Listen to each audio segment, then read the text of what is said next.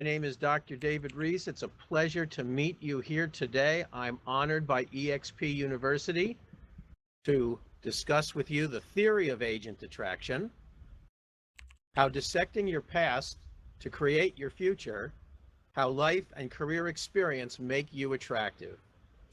And the reason that I chose this topic is A, I have been so blessed to be in this company, so blessed to associate with so many incredibly accomplished, deep thinking people that I've truly found my way to manifest my potential. That is to say, I have found joy and happiness, scope and scale, and widespread opportunity in my life's work through this company. I wish the same for all of you, and that's what motivated me to put about this discussion today. So there are guests in the audience, friends and peers that I'm hoping someday, when the time is right, will come to eXp. So that is to say, today's topic is pulling back the thought process and is not tactical about agent attraction to eXp, but rather theoretical about what it means to be attractive. If you consider phases, eXp has absolutely reached goal in terms of expanding opportunity for end user use case, certainly has footprint, certainly has gone global, certainly has launched a competent commercial division.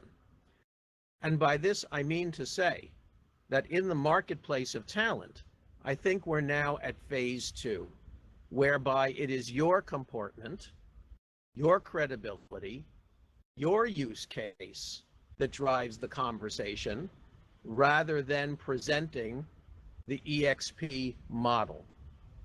That the peer talent base, I believe, wants to hear, okay, great stuff. What have you done with it? And that's why we're here today to talk about being attractive. So first, let's do some housekeeping. Let's everybody keep their mic on mute so we don't get into crosstalk and cross chatter. There will be time for Q&A. If you have comments, please put them in the chat box and our administrators will intercept. When it comes to Q&A, please ask questions that are relevant to everyone in the audience, and if there is a granular, self-oriented question or concern, we'll find each other after the event or in follow-up. If your screen freezes for some reason, this bi-directional will help you refresh. And away we go.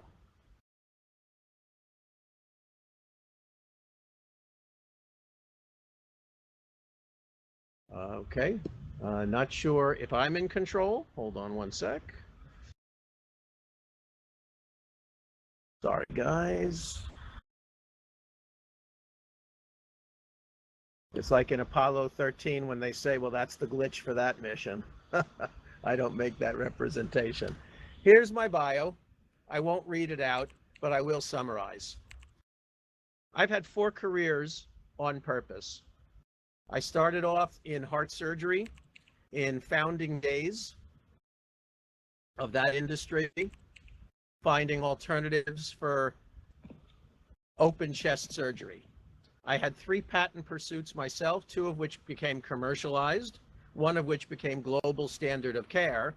But I was a youngster and did not understand at all the cadence of when to go to venture capital to fund your patent pursuit. And of course, as would be expected, I got closed out by Medtronic and St. Jude and Johnson & Johnson.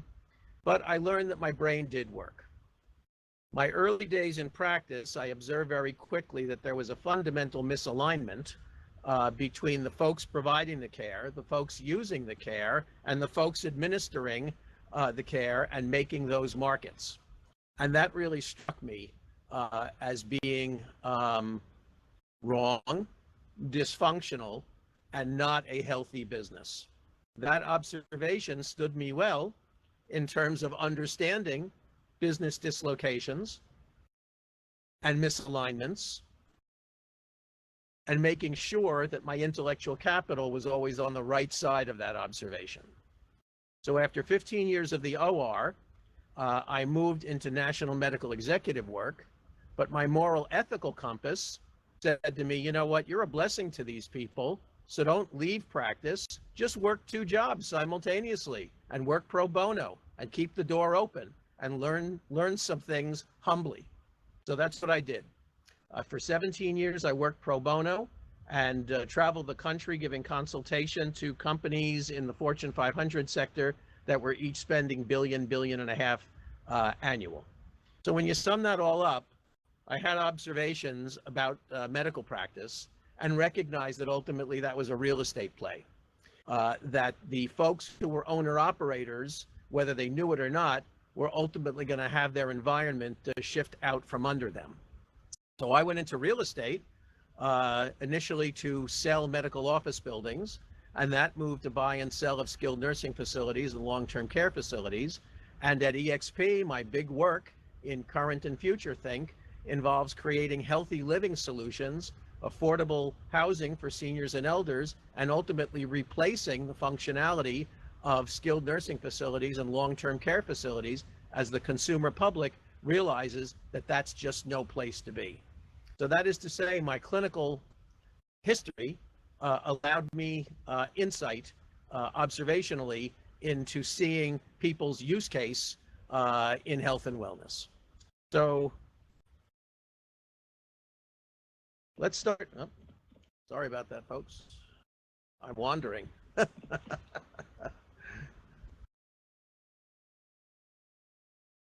Want to check and make sure that we're lined up on the screen. Hold on 1 second. Sorry. Yes. All right. So first to the metaphysical. We are an extension of a universe. Collectively, our light never exhausts, but bounces off each of our stars, creating energy. That is to say, how you self-define is how you will align. For me, this is a cardinal principle of attraction in general.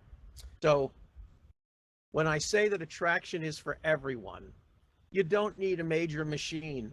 You don't need to be a marketer. You don't need to have a huge back-end infrastructure to align yourself with people who enjoy your discourse, enjoy your thought process, who share with you a sense of give to get and pay it forward. There is a vast world of colleagues, nationally and internationally, to relate to. And much of our conversation today is going to be how you relate.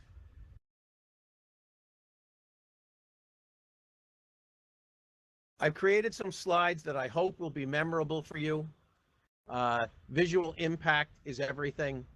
So we all know that the eye is the lens to the soul. I'd like to explain to you why attraction is valuable to you, valuable to the company, valuable to your audience, and valuable to the industry in general. So if we take the topic of culture, we live in a fast-changing world. I lecture on a concept called change in rate of speed over change of rate in time. When you can't go any faster and you can't compress time anymore, the end state of that equation, delta V over delta T, if anybody here is an engineer, is quantum.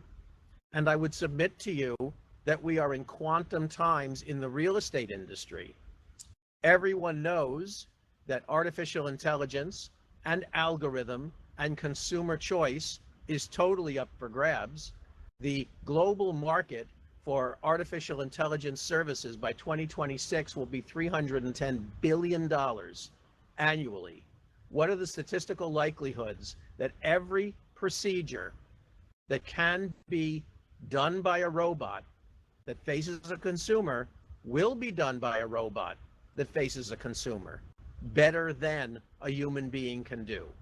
So my point is that the nature of real estate services are changing at warp speed dramatically, so that how you posture yourself, how you define your career development, how you deliver value what your reputation is, the culture that you work in, all will drive your success future. So let's start with effort reward balance. That is very individual. It is very subjective. But what I would submit is that being self-oriented is not the same as being selfish. And in order to build a durable enterprise platform that is the nature of attraction, you must be self-oriented. You need to know what you want out of this career, what you see as being effective scale, what your takeaways are, how you're going to reinvest relational energy, how you're going to reinvest financial energy into your much beloved business. So that is to say, taking a close look, taking a close look at your operation, for me on a daily basis, is absolutely essential to your being able to have an attraction-based dialogue with another colleague. For the company, the value of attraction is the ability to grow organically the greatest, most effective, most aligned, cohesive, give-to-get workforce in the industry, all in the context of maintaining the company's reputation as a publicly traded company and reinforcing the company's desire to grow its offering and its comprehensive nutrient ether for agents faster than any other company can. To your audience, your ability to ground your dialogue in who you are organically, dependably, how you intellect, how you information share, how you problem solve, your happiness in your work. These are all cardinal features of someone who is successful. So that is to say, negativity is a conversation killer. From my days in medicine, I was trained and enjoyed one of my skills, one of my passions. I can talk to anyone about anything. I have that gift. Others have different gifts. I am not the most organized person that you will meet by far. I came dramatically, profoundly late to social media. I had limiting disbeliefs about having to create my own artisanal, proofed content instead of recognizing that ideas have no value unless they are executed. So I have learned, reinvented, found policy and procedure and protocol from my colleagues so extraordinarily, both in company and out of company, that attraction for me is a game changer, irregardless of an agenda called having a colleague join eXp. That comes when it's meant to come, so long as you competently, advocacy-based, kindly service that relationship. So that is to say, relationships first. How are we doing so far?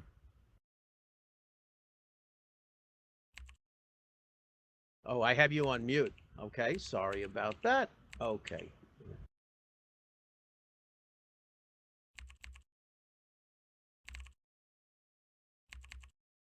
Okay, thank you so much for the affirmations. Much appreciated. Okay, so we'll take a moment of levity. The first person to solve this riddle in the chat wins something.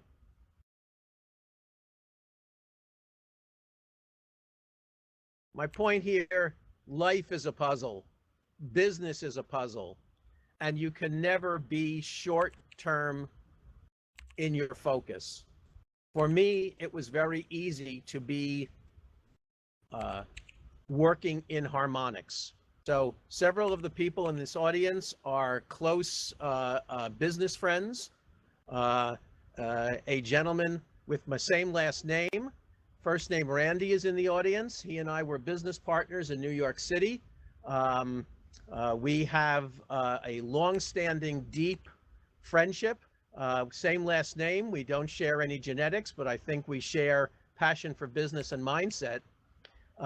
We were in business together in New York City. When we joined eXp, it became apparent that the eXp opportunity was so deep and profound and widespread that our business model was no longer valid within the constraints of New York City, that we had business to do all over the country and all over the world from our individual passions and experiences. So we had to break down that business to reinvent ourselves, but the friendship endures. My point, collegial friendships, collaboration, intellectual capital exchange, sharing, supporting each other. This is the gold.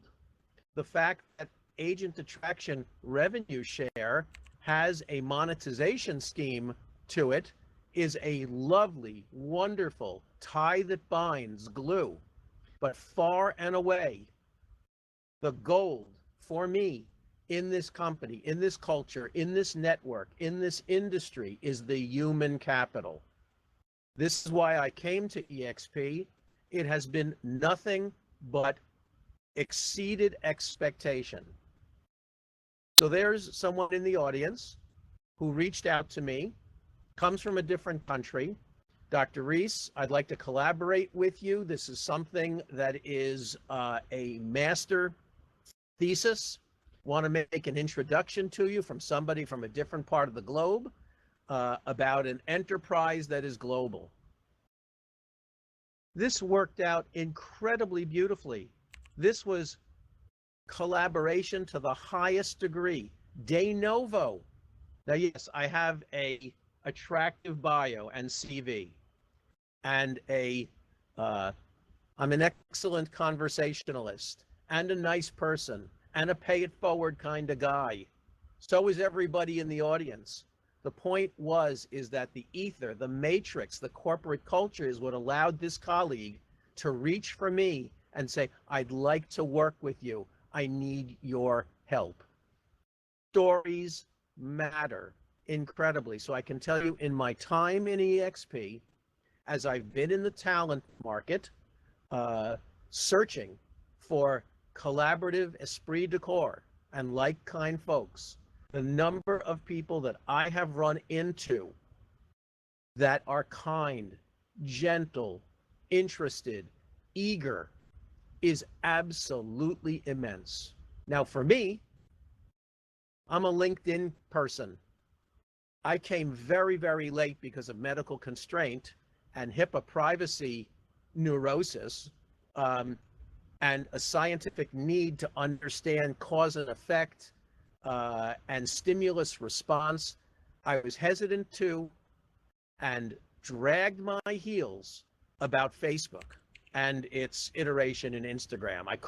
It was not quantitative enough for me. And I'm an expressive person. I could deal with qualitative, but I could not deal with the clutter and the scatter, and I'm not archival enough to steward a group, let alone, multiple conversations.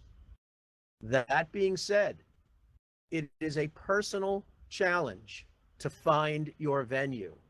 Once you have, it is glorious. The number of people that I relate to in the world, in the real estate context, is absolutely immense. And yes, I was methodical. So I deal with urban planners, and I deal with zoning regulators, and I deal with bankers, and I deal with architects, and I deal with engineers, and I deal with landowners, et cetera, et cetera, et cetera, in the real estate context, because my thesis, and everyone needs a thesis, my thesis is that in the United States of America, we are undergoing a sociologic transformation that ultimately drills down to every single person wondering and being concerned about their quality of living. And my sub-thesis is, I think we are moving from a construct of dollar per square foot spend to quality of living per square foot. So for me, I study zoning changes all over the country. Municipalities that make accessory dwelling units as of right. This is modular or prefab, and this is an answer to a crisis in affordable senior housing and extricating elders out of their community or out of their homes or out of their family construct and placing them in facilities as we've known them to be. So my master operation involves finding best places to live and predictive modeling, finding folks that want my consultation in a master referral relationship. So I go back and forth to tell you what I'm about so you can consider what you're about. So the big question, the biggest question, and I had a conversation recently with a nationally known person, a big dog, a major personality. And I said to him, who are you in business? What's your business? And the person stopped dead in their tracks and could not readily answer that question. That's how profound and difficult "who am I" is. I myself have spent years refining this, and I can rattle off at a moment's notice exactly who I am. It took a lot of work and a lot of reflection and a lot of testing. If you want to be in alignment, which precedes attractiveness, if you want to be in alignment, you have to know who you are and to be able to elaborate it. So from a functional perspective, are you an idea person or are you an execution person? And maybe you're both. But if you're one or the other, I believe it best to collaborate and find people that fill in the gaps. That's how rapidly the market is shifting and people's definitions and needs are shifting. At eXp, we have, because of the resource base, commercial, resource base, residential, footprint, and collegiality international. We all have the ability to be one-stop shop. That is to say, relationship managers, and to be able to hear a story, do a needs-want assessment, and find the appropriate colleagues to bring in to any particular project. That is a degree of empowerment that is unknown in the marketplace. So on a separate lecture, perhaps we'll talk about that cascade of business and commercial assets and shifts in how people live in the country. And my own thesis would be, is if I were to write my next book, since we're an intimate crowd here, I'll tell you the next book is going to be called Mixed Use Nation, because at the end of the day, we are going to, I believe, be moving to efficiencies rather than independent, my grass, my lawnmower, your lawnmower. And again, as a nation, we are going to be migrating, finding least cost of living, highest scorable, benchmarkable self-assessment in quality of living. Where are you headed?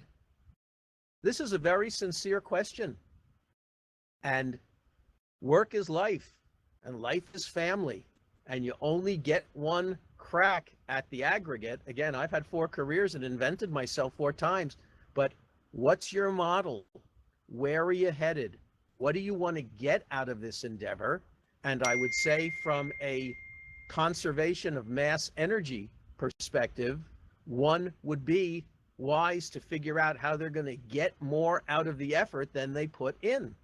And historically, real estate has a substantial attrition rate, a substantial failure rate. I think that eXp, when studied and implemented and in a collaborative mindset, is one's best shot at finding traction and lift and getting to altitude. but we all have our personal destiny. And answering question number 3, I think, is foundational to happiness. Question 4 is really question 3A. Where are you on your flight path?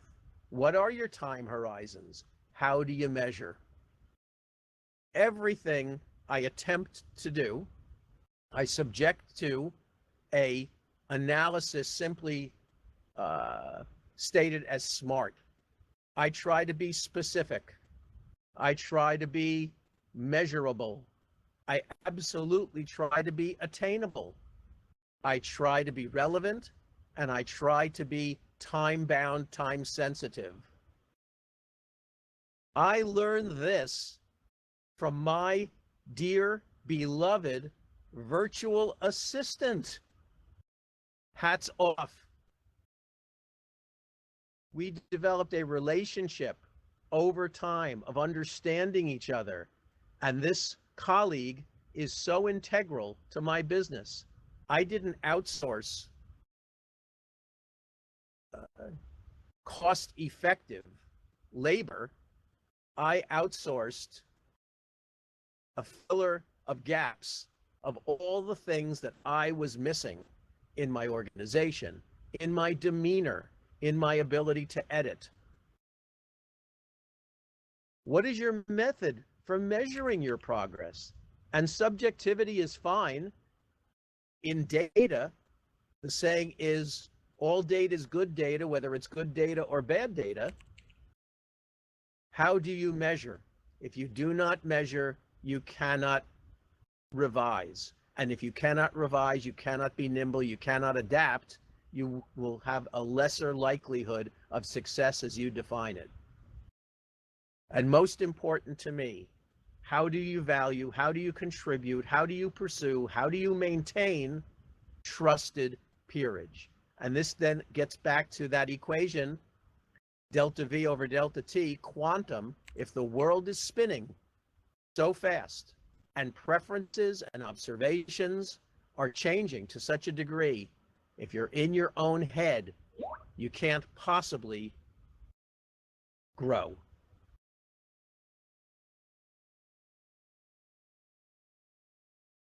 Value delivery. This gets to how do you differentiate yourself? So again, we talked a little bit about that my persona is best for LinkedIn. Your persona may be best in a more visual or creative or minute-to-minute iterative channel. But in what streams do you distribute your value? As a scientist, 2 through 5 here are essential to me. How do you quality control? It can be a macro, it can be a micro disposition. But to put stimulus into a venue and not get the feedback or not revisit your outcomes puts you at risk of painting yourself into a corner and not being self-observant. What systems do you use to leverage your creative media, ultimately a spend? And that is to say, whether you're outsourcing content or you're outsourcing staff or you're buying services, where's the leverage? At the end of the day, you want to be able to iterate. Competition is a biggie. And I would say that, again, in the context that everyone matters, everyone's important, every conversation has the potential to lead to something else in your big person world. Competition can be daunting, especially when you self-assess against someone else's benchmarks. So for example, for me, I never talk about my agent attraction numbers. I talk about my relationships, I talk about my stories, but where I'm at and where somebody else is at is not necessarily relevant to where you're at. Embracing competition, like sport, is genius. So long as you can stay central to your own core and understanding that competition is to help give you framework to incrementally set your goals, set your benchmarks against yourself. And what is your support and what are your follow-up protocols? This does not have to necessarily be flushed out to the max. But again, in the context of nobody goes this alone, and in the context of being efficient, you need to know, where are your supports? How are you using them? How are you growing? How are you paying it back? And what are your follow-up protocols? If you do not follow up, you will be wasting time and energy. Follow-up is everything, certainly everything in the bona fides of relationship. And take it from me, I have left thousands of opportunities on the table because I got distracted, or I went down a task-oriented rabbit hole, or I did not have a framework. Peers are logical in assessing your quality and caliber with your follow-up, let alone their sense of whether they are a priority to you. Mission critical. So let's talk about career development. I've had 4 of them. I've reinvented myself 4 times. They've all been synergistic. I took everything that I ever learned in any of my endeavors and applied it to my theory in real estate and what I wanted to create. So who are you? And how quickly and elaboratively can you demonstrate that on command? Whether it's by intonation, whether it's by messaging, whether it's by media, but in conversation with a peer, known or newly met, that sensory feeling that they believe you, that they believe who you are, is absolutely essential. Reputation is everything.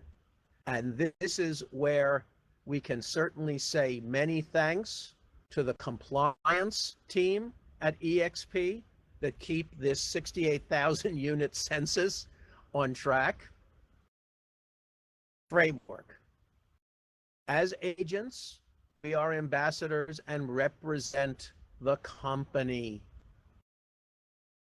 It is well within the freedoms and liberties of your creating your brand to align with the brand and momentum of the company. This creates a synergistic sense of being part of something bigger than yourself. And that translates very well to an audience.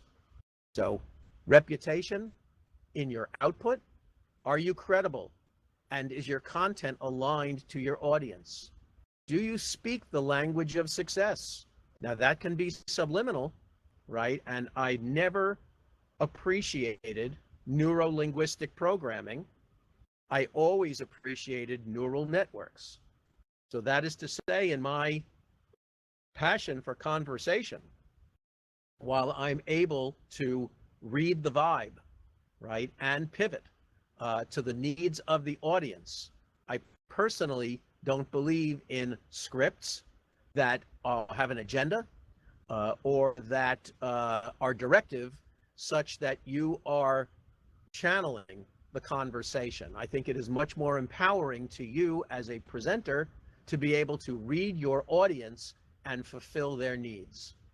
Practice of highest moral and ethical principles is absolutely foundational to your ability to be attractive. Paying it forward, appreciating others, give to get, unselfish, absolutely essential to your ability to become dimensional in your attractiveness. I have for you a mnemonic that is easily enough remembered. So there are subsets of each of these categories, and I'll read them off for you. Again, this is state of mindism. You know these things, but they may not be top of mind. So in your attractiveness, be consultative, be collaborative, be consistent, be in control, but not controlling, and be clinical. Be objective, be organized, and allow the conversation to be an opt-in by your audience. Be normative. Help people defeat change anxiety. Nothing will remain static.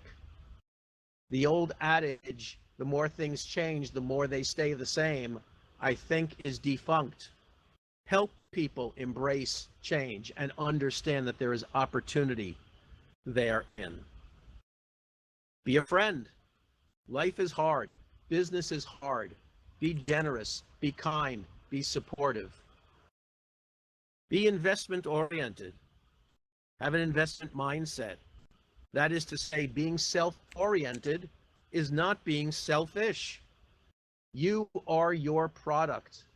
Invest heavily in your ability to give to others. Be diligent, be dependable, be perspective, and never, ever overpromise and underdeliver.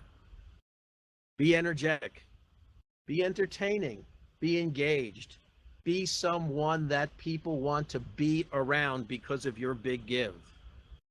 Have a thesis and a thought process and reference your stories to tangible results. Be insightful, have ideas, be innovative, and take intellectual capital sharing risk. Be attractive, be affirmative.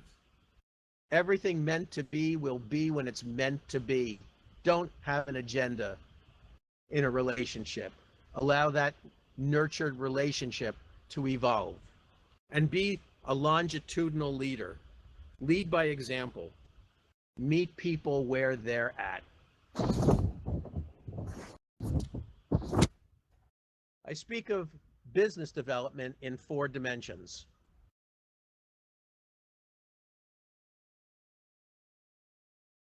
Disruption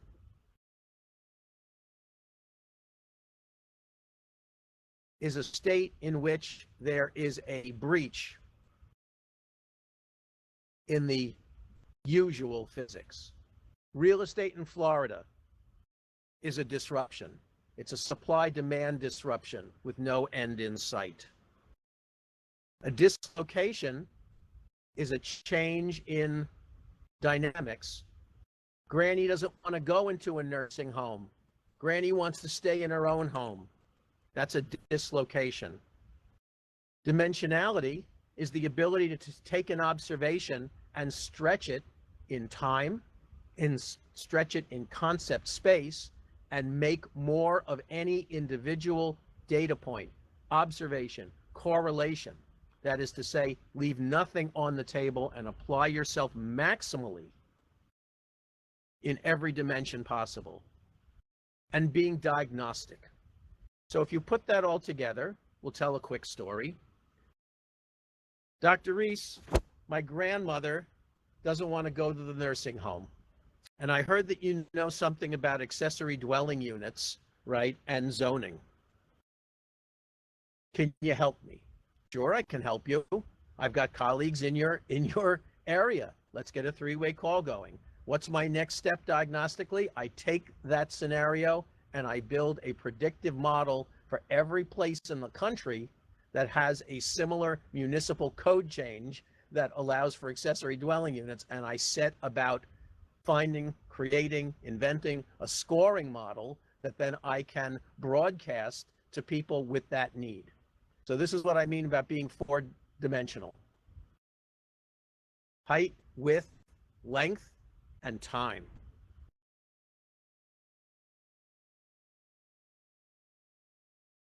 Okay, this could be a little bit much for you, but this is what's in my head every minute of every day. How an individual person can scale to become an enterprise platform. So the core nucleus, I think, is relevant for this conversation. What's your perspective and philosophy? Most key, right? What is your programming and your content, right? How much are you willing to stretch? How will you deal with anticipatable pain and stretching? And what is your platform? So in this cascade, this is where eXp resides. eXp is my platform, for peer-to-peer relations, for team building, for advertising my depth on a national and international basis. So I'm clearly in touch, me, myself, with my philosophy and perspective. I'm clearly in touch, and for the next 20 years, what kind of content channels I want to create. Now, I've spent 4 years building this all out, and this is my maiden voyage. I've been very discreet, very restrained, and kept my powder dry. So thank you all for being on my maiden voyage. But I encourage everybody to whiteboard and map how they see the world, how they see themselves, how they see their business operation, what they seek to get out of it, who they seek to scale with, etc. This is not an industry for random floating about. This is an industry for structure, strategy, tactics, lest you be eclipsed by a robot.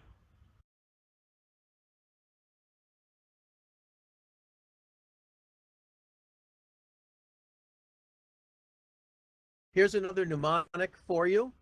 Simple concepts. You're at the nucleus, but you are surrounded in concentric rings of opportunity, talent, and connectivity.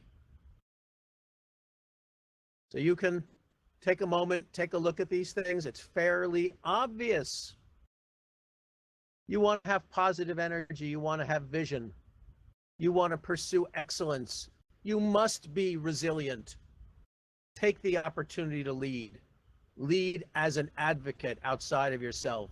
Be strategic. Educate yourself. Train, train, train. Be interactive. Give. Relate. The next one's a huge biggie. Do not embrace toxic positivity. There's a whole industry of unchecked affirmation and trying to take shortcuts and absorbing somebody else's unfettered positivity. There's recidivism in that. Those energy bursts last for a very short period of time, and you cannot build a business model on unchecked affirmation.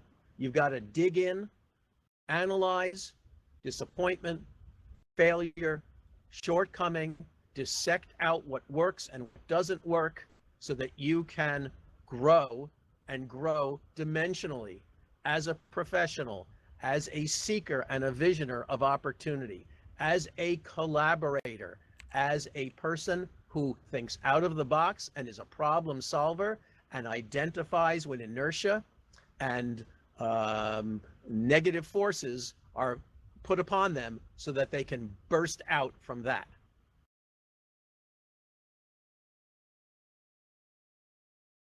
Some questions that relate to self-observation, control, getting the job done, revisiting your process, and avoiding presumption. So, from an engineer's perspective, and again, if you don't know, my gift to you today is a concept called Six Sigma. This is a manufacturing concept that was not invented by IBM, but was popularized by IBM. And the theory is that in order for you to achieve statistically most likely within the success-fail bandwidth that you set for you to reach your goal, you must know every process step, every sum is the Greek letter sigma, Six Sigma. You must know every process step 6 steps down from where in your process you are currently, every potential issue and every workaround. This is what allows people to embrace organization. And in transactional real estate, every time something goes sideways that you have to clean up somebody's mess or overcome inertia or negativity that's thrown your way to relate to a deal, if it could have been prevented, you would have saved yourself a lot of headache. That's a Six Sigma. Does your process reflect you authentically? You can't, I often hear, oh, can you send me your template? Oh, can you send me your map? Oh, is this published somewhere? If you don't generate the process yourself, it doesn't reflect you. Are the steps in your procedure consistently unfulfilled? That is to say, do you make the same mistake over and over again? Is your turnaround time consistent with your engineered process? Do you regularly inspect your procedures, your model, or do you set it and forget it? Are you short-range focused, or do you have a long game? That is to say, everything matters, every touch matters, every conversation matters, and you never know what's going to come next. Are you prepared to engage in the long term? And does your brand energize you, or are you prone to mission fatigue?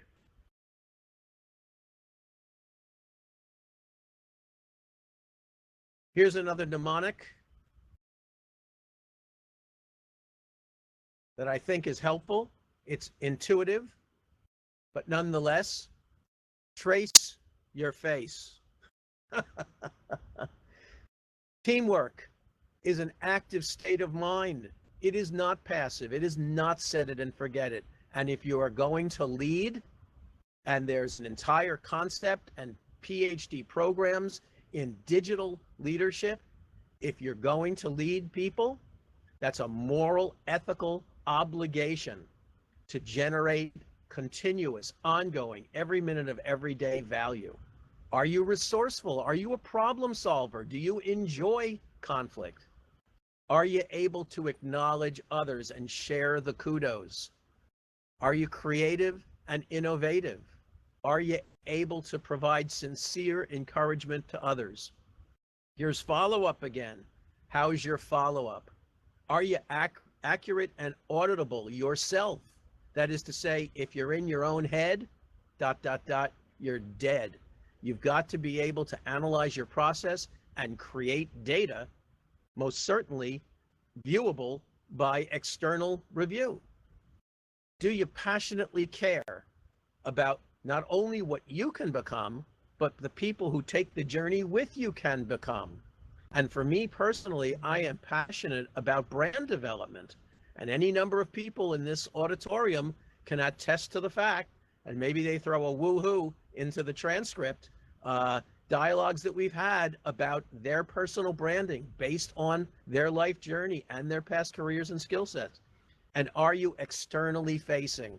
Meaning, do you embrace the marketplace and benchmark yourself against the marketplace? Thank you, Alex. I know it to be so. So I remember vividly, and again, my kids are all grown, but I loved when they were 2. That's the age of why, you answer the question. Why, you answer the question. Why? So ask yourself, as regards your attractiveness, and I know it's in you, certainly, have you unlocked the leader in you? And if you ask, why am I asking the question? Answer it. And if you ask, why did you answer it that way? Answer it. And if you ask, well, what am I going to do with that answer? Answer it. And if you ask yourself, what am I going to do to revisit that answer to make sure that I measured it correctly and I implemented it? And if you ask that question, ask, what are my results? So in summary, it is such an honor to be here today. This is my first outing into the eXp presentation world. I love so many of the people here today. I am inspired by my conversations, inspired by what the future will be. And as a 64-year-old guy, having had 4 careers, I always wanted what's in my head to get out into the marketplace, to share it. And separately, at another time, I'll be happy to fill you in on all the things I am doing with so many people in this firm. So if you're visiting and thinking about coming to eXp, I am so impressed by not only leadership, but the deliverables. So impressed by the culture collaboration from staff to colleague, from colleague to colleague. So impressed with the depth and breadth of intellectual capital exchange that from a ramp up, first me, second me, third me, fourth me, growth and iteration, I truly, and not all of this could have been engineered. Some of it's got to be human nature. But how this company came to be in this short amount of time, to be what it is, in my sense, resonates to such a degree for what the future will bring. I am honored to have spoken to you today and truly, truly thankful for what company's done for me, what leadership has done for me, what my peers have done for me. I am you. And I'm telling you, dig in, share, inquire, reach out for help, and you will find the nutrient environment to grow to titanic proportions. So thanks very much. And I think I'll open mic for question. Not sure how best to interpret the questions, but only ask stuff that's applicable to everybody. Okay? I think, hold on 1 second. I have to do an instruction to open mics. Hold on. Okay. I see. So there's a survey come up. Thank you. Please fill out the survey. It helps university. It helps me. And I hope that I resonated and was memorable for you. My contact information is on this bottom slide. I'm in workplace if you're in company, and if you're out of company, there are my contacts. So let me see. The survey. All right, let's see.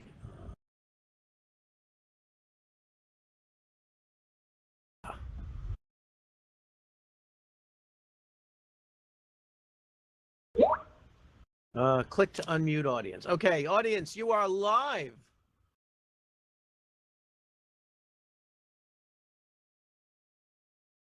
Thanks, David. That was really good. Nick, it's so great to see you. It, David. You did an amazing job. Well, you know what? From the heart, impromptu, no cue cards. So, I always taught my kids everything meant to be will be when it's meant to be. If you ran into my kids and you say, "What did your dad teach you?" That's what they'd say. Audience, the amount of human capital in this company is so unbelievably rich. 68,000 people taking joy in the success of others. MIT Sloan Business Review, Stanford Business Review, you know, whichever medium you read, the cadence by which technology, sociology, passion and desire, a changing industry, leadership have all come together. And we're, from an attraction perspective, we're in early days yet. Have a conversation with others, reach out, reach for support. And most of all, dig in academically, build your thesis, know things that other people don't, and share. And of all the things I've said, please interpret this company as the ability for you to be a one-stop shop. Be a client manager. Don't try to do everything yourself. That is a restrained position. Do what you do best and reach for trusted, caring colleagues to build a project management team, talent, supply chain. Any other comments? Thank you, Dr. Reis. Hey, Louise, how are you? I'm good, thanks. You did great. Good. Awesome. Yes, and again, I'm going to close. Thank you, Lynn Lappert. I'm going to close. Attraction is for everybody, not just for people who have the blessing of deep experience with such or a machine. Everybody is valid. Everybody counts. Everybody's got a story to tell. And the joy in storytelling is incredible. Relate to others. Share your joy. Share your challenges. Trust. Pay it forward. The talent marketplace engages at that level to a profound degree. So that is to say, back when I was consulting in Fortune 500 in the 2000s, the concept was bring your whole self to work, right? Corporate understood that if you had concerns outside the workplace, you weren't going to produce. Then it was in the 2010s, it was be mindful and planful, which was a little bit hard to swallow. And then when my kids were in college, it was all the rage, be present. So as corny as those things sound, they're incredibly real. Bring your whole self to your work. Be mindful and planful, and be present. It's been a pleasure. I'm so honored. I hope I get invited back again. And as I said, so many friends are here today. It's just been a joyful ride, and I'm so thankful for you. Thank Be you well. for doing this, Dr. Reis. Frank from Canada, how are you? Hey, Frank, how are you, bud? Fantastic. It's a great thing you did today. Thank you. Well, thank you guys. Really, it's my honor. Thank you, Jordan.